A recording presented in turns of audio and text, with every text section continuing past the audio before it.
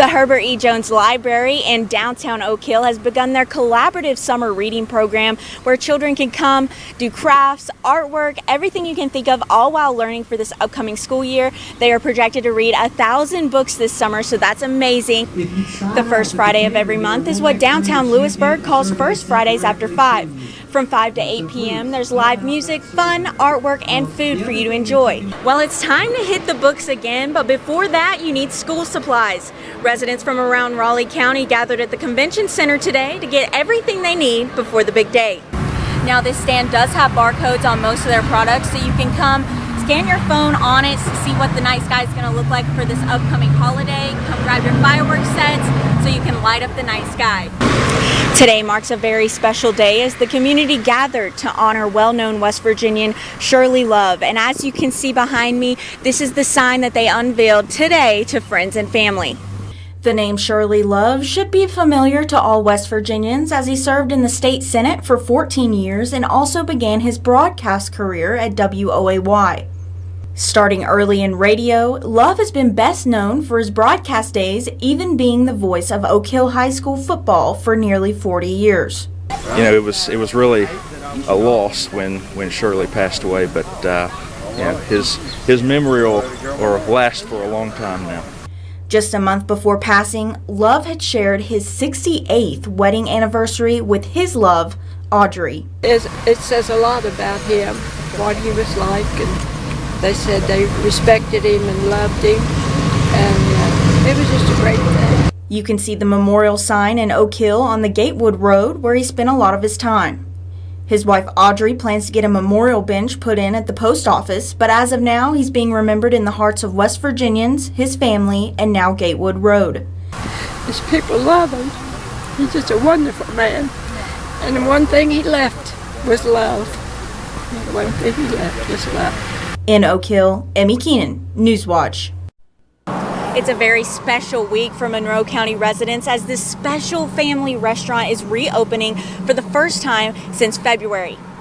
Sun Fresh Market closed its doors to the public when owner and mother Wilma Page passed away from a long-term illness. Wilma's husband and daughter contemplated for 4 long months on if the market should reopen. It's very important. We have put a lot of thought into it, and this was where she wanted to be. She was here every day. Open for over 2 decades, Sun Fresh Market offers home-style cooked meals from breakfast to lunch.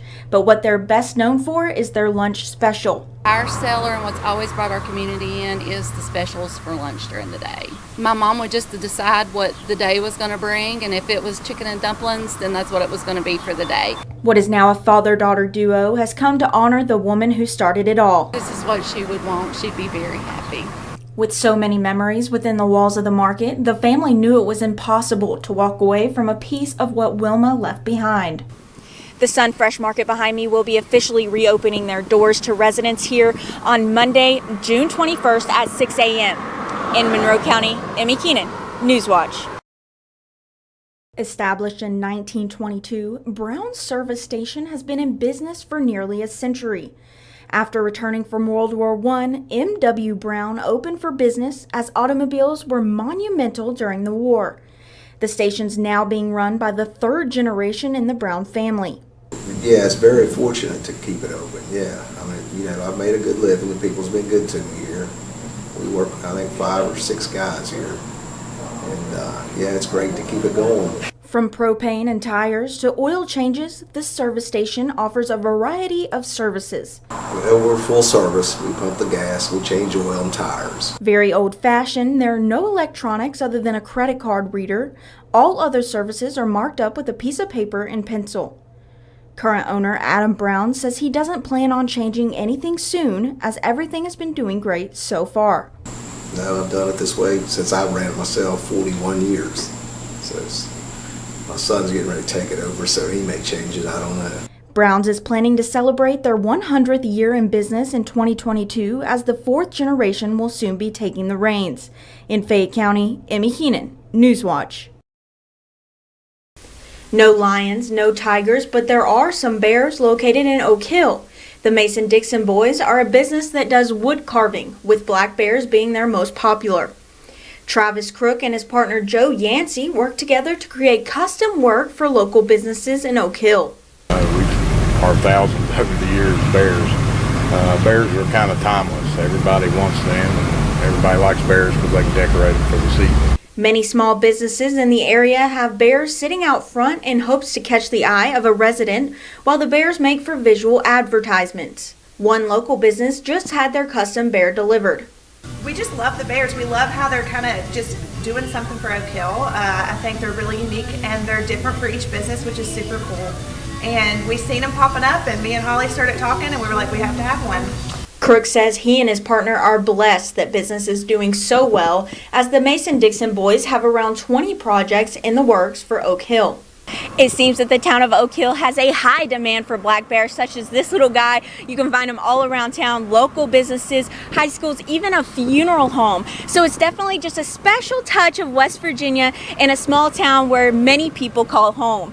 In Oak Hill, Emmie, Keenan, Newswatch.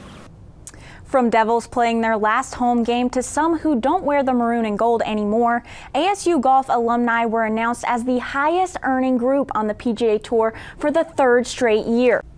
The ASU women's volleyball team's 3-game win streak has been broken with now a 3-game losing streak. With a quick update on the Phoenix Mercury, they went against the Chicago Sky on the 11th and were eliminated from the playoffs, 105-76.